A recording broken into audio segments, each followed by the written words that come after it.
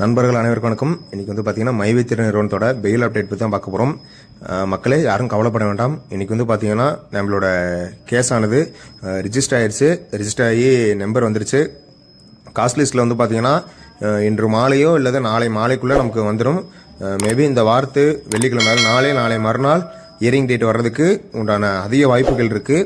ஆனால் மக்கள் யாரும் கவலைப்பட வேண்டாம். நமக்கு எல்லாமே பார்த்தீங்கன்னா பாசிட்டிவாக தான் இருக்குது.